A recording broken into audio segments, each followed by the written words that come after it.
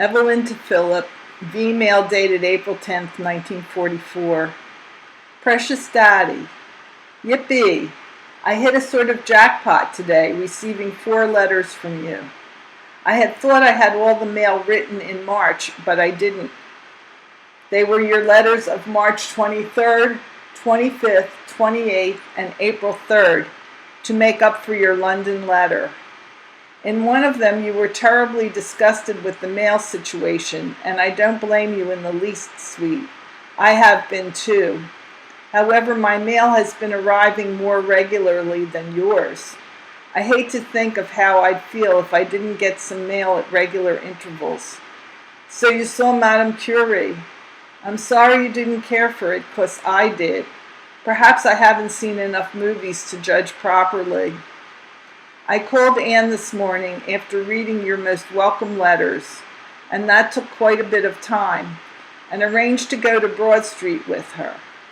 Ruth had promised to mail your packages and didn't get around to it. One of the packages contained a box of peanut chews and a box of chocolate almond bars. The other, a box of Hershey's chocolate bars. The former was 4 ounces too heavy and necessitated the removal of 3 peanut bars to make an even 5 pounds. You should understand then why one box is 3 bars short. The girl at the post office was good enough to allow me to unpack and repack it there. Then I went over to the bank and withdrew, without notice, the $53.82 to pay Adele's insurance, and I'm mailing it off today. The balance in our account is $125. God, but it feels good not to owe money. Phil, do you have access to film and a camera? I'd like very much to have some snaps of you riding a bike in the office or such. Most of the girls have some snaps, and I should like to have a few. Could you manage it?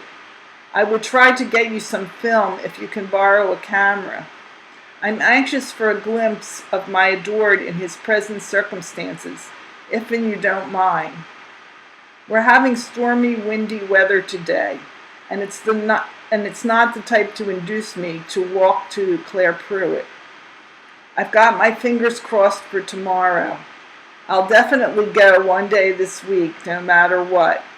I'm terribly sorry about the delay and hope you understand, baby. I note in your letter of April 3rd, to wit, quote, I am almost broke, end quote. Does that mean that you cannot get through the month without borrowing? How come? I'm sure the London trip didn't cost you your entire pay, notwithstanding the bond deduction. Today is Sarah's birthday. Petey, whose real name is Max, bought her a lovely birthday card, something he has never done before, and enclosed a $50 bill. It's the first time I ever saw a $50 bill, though I have seen $100 bills. Lou's real name is David. Ethel bought a second-hand washing machine, as she could not get the diaper service. She is on her feet already and shouldn't be. You know Ethel. Glad too that you approve still further about single-space type V-mails, as they are quite lengthy. I'm in favor of them, and I think they reach you in better time than the air mails. I'm hungry, so hungry, baby, for you and your love. The evenings are getting longer and longer, and I get lonelier and lonelier for you. Gosh, darling, we were together in Columbus last year this time, and I was able to hold you so close to your adoring Chippy. Philip to Evelyn, April 10th, 1944. Evie, darling, yours of 30 March V-mail just arrived. I notice the V-mail comes through regularly, while the airmail seems to be snafu'd most of the time. Your mention of Stuart Chase is the first intimation I have had that Ethel's blessed event is a thing of the past. I tender my congratulations and await the details. Where in the world did you get the impression that I'm waiting patiently for that Claire Pruitt picture? The way I've been importuning you for it recently gives the lie to that statement. Really, Chippy, nothing is farther from the truth. I'm waiting, yes, but most impatiently, I assure you. Last night was another dull one. There was no show after all, nor is there one tonight. Seems the projector keeps breaking down. Finished making up the payroll shortly after lunch. Also found time to write a long overdue email to Phil. You talk about playing hide and seek with the pumpkin. Do you suppose she might be able to seek out her dad? I'm dying to see her and spend long minutes trying to picture her as she must look now. Now that spring is here, my longing and hunger for my girls is intensified many-fold. I'm ever conscious of a gnawing emptiness inside me that refuses to be placated. Everything that happens to me is strangely insignificant, without meaning, and wholly unappreciated. The desire to be with you, my darling, far and away transcends any hope or wish I have ever experienced. Warm sunlight, the wonder of creamy white clouds moving serenely through the turquoise vault that is the sky, the zephyr winds that are so many sighs of content, new green grasses covering the long bare earth with a lush carpet, are all segments of a frame that once encompassed a happier picture, and for that reason moves me only to sadness and a tearing regret that the vision of love and ultimate contentment that has vanished has left the setting without a reason for being.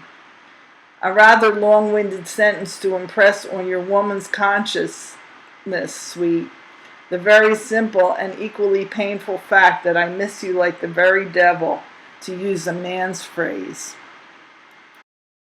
Page 2. I remembered yesterday when it was too late that I had failed to answer your anniversary letter. On reading it over, I find that it wasn't meant to be answered. My own anniversary letter, I think, reflected all my thoughts on the occasion. I am a fool, I know, to admit it, but believe it or not, I had completely forgotten that first anniversary present of gladiolas and the moonstone necklace.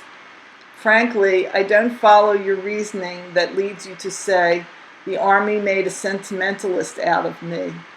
I won't argue the point because I'm not entirely sure you aren't right.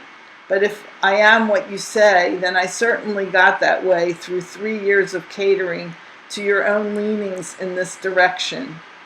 As to my falling asleep later that evening, I can only say that if such was the case, and it must have perplexed you greatly that you remember it, it was probably a subterfuge on my part to get you upstairs to bed. Well, anyhow, you can't prove it wasn't. At this point, I quote a couple of your well-intentioned, I hope, sentences, after which I'll leave it to your sober reflection as to why I'm insulted. Did I say your letter wasn't meant to be answered? I'm just getting warmed up. I quote, I never dreamt, the word is dreamed, dear, that you could surprise me so completely, and I loved it. Perhaps it was because I never expected it of you, end quote. And why not, pray? Don't think for a minute, baby, that I feel any resentment for any of the above. Your first paragraph told me very well what our marriage has meant to you, and I'm most humbly grateful for your kind words of tribute. I'm merely intrigued by your typically feminine little trick of teasing and flattering in the same breath, and I'm very curious as to the way and in what terms you will impute that I am the veriest doll for misunderstanding you. Ah, Evie, you are so much the woman, and I love you so much for it. Sorry, sweet, but I've worked myself up to such a pitch, blame it on the spring night, that I shall find it impossible to think in words that would make sense. I can only feel, and to the exclusion of everything else in the world, I can only feel that I want you. Good night, my darling. Your Phil. Female from Gloria Strong and Phil's sister-in-law. April 10th, 1944. Hello, Phil. Priding myself in the fact that I don't indulge in hackneyed cliches and corny quotations, I won't say sweets to the sweet, and I finally complied with your request for chocolates. Neat, eh, what? At any rate, I hied me down to Lofts today, trusting the pell-mell of Easter candy shoppers had subsided, which it did, and ordered some said chocolates, 1 box of assorted fruit, and 1 chewy chocolate crap of some sort. Anyway, I do hope they reach you in good order and service. I left the wrapping and mailing to the tender mercies of Lofts Service Deluxe. Any hopes I had of using your request again vanished when I beheld the clerk circling your well and clearly written request to facilitate postal matters. Anyway, I have hopes of getting a box of Hershey's from a girlfriend who works in a drugs concern.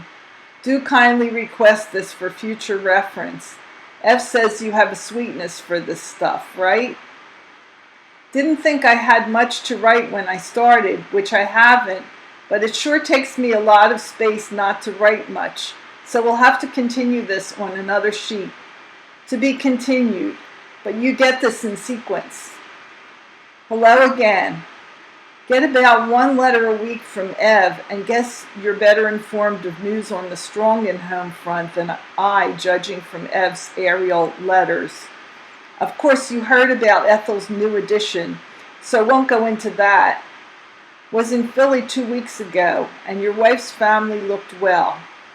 Adele Barra is a chip off the old block, as you well know, and is cute in spite of it all. Hey, hey. But you know about all this. Jack is fine from what I gather and still control clerking. Imagine our Jackie, a white-collar worker in khaki. That was wicked. Excuse, please. Just slipped out. He even likes it, so he says. He sent me some snaps which are witness to the fact of his daily swims and general unattire. In one picture, he looks as pleased as Punch, wearing only a bath towel and a smile. I found a clipping in the post-war program for veterans and sent Jack a copy. Ray, aid consideration of the plan. Ev says you are thinking of taking advantage of it in regards to journalism. A swell idea, I think, as you certainly have the literary bent. What do you think of Jack taking the commercial art phase of the program? Say, where did you learn to write so swell and get so much on one little V-mail form? Next time I'll write a letter and be comfortable, and that's a threat. Please send a request for chocolates. And by the way, did you ever receive my Christmas package mailed from Crumb's Confectionery? Incongruous but conserving space. Love, Gloria.